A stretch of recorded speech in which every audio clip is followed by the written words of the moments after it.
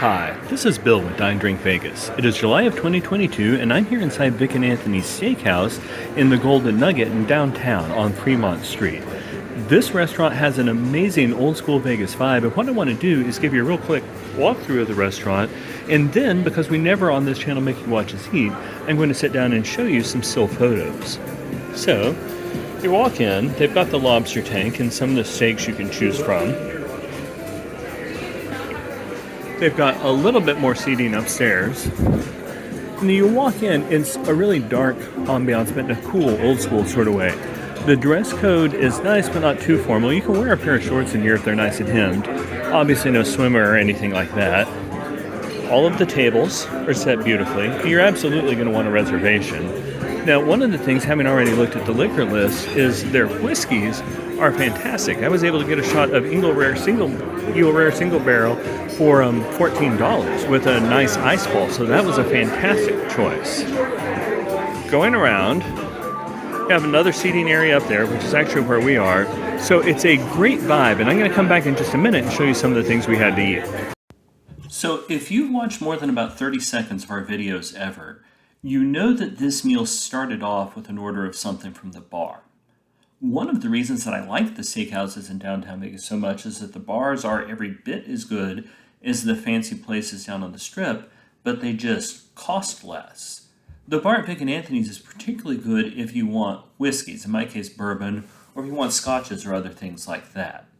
There were two of us at the table. My buddy ordered a margarita, not my choice for a steakhouse, but I had a little sip and it was fantastic. I ordered a shot of Eagle Rare for $14. And it was a full 2-ounce pour for $14 with the nice ice cube in it and all of that.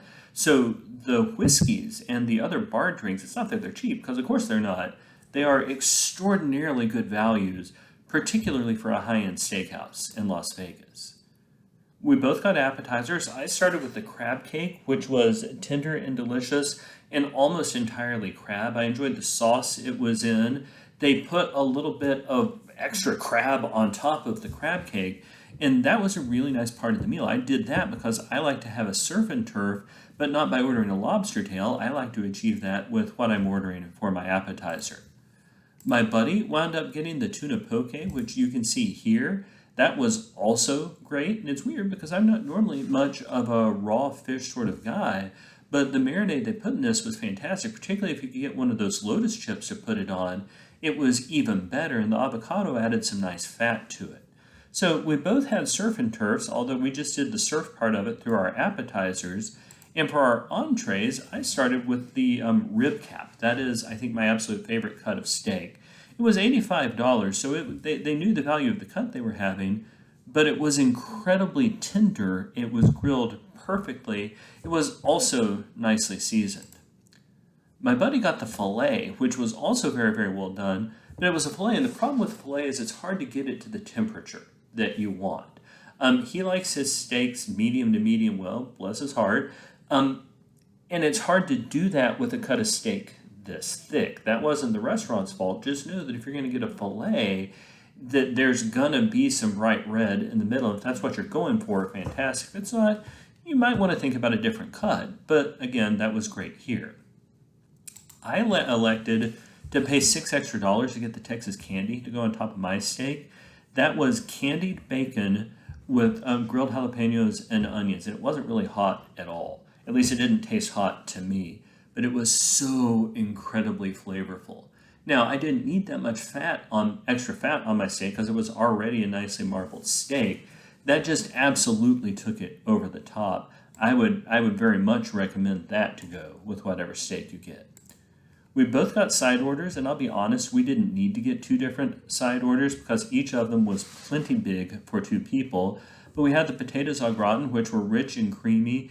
Now, if you're noticing a theme here, I probably made a mistake by getting a fatty steak with a fatty sauce with a fatty side order. However, the taste was great, and I'm glad I did it.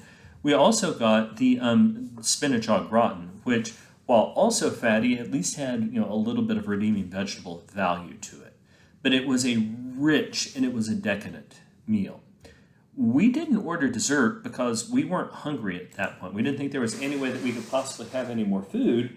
So me and Vic and Anthony's, what they did was bring us free dessert anyway. And these are each individual bite-sized things. Each probably had about 2-3 bites in it. But a cheesecake and a little bit of a chocolate truffle cake, both of which were fantastic. And I thought that that was a really nice gesture by the restaurant. So, where does Vic and Anthony's rank on my list of steakhouses in Vegas?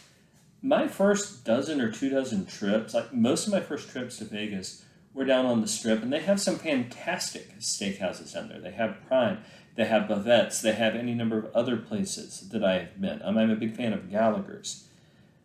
But my favorite steakhouses, I think, are downtown because they are every bit as fancy. I'm into old school charm. I'm also into bar drinks at a price that doesn't make me absolutely hate myself. And $14 for a full 2-ounce pour of a high-end whiskey like Eagle Rare 10-year? Yeah, I mean, that's a great deal. My guess is that I like Oscar's down in the Plaza a little bit better than this, but it's a close call. I prefer this to Barry's Downtown Prime. I prefer it to Top of Binion's. So this is very much one of my top steakhouses in Vegas. Something I enjoyed very much. It had an old school feel. The service was great. I kind of like the dark ambiance to it. I hope this video has been helpful to you. If it has, I would really appreciate your support for the channel by hitting like and subscribe. I'd also love to hear what you have to say. Ask any questions you have. Put those down in the comments section below. You can also just put your thoughts down in the comments section below. Thanks so much for watching and happy travels.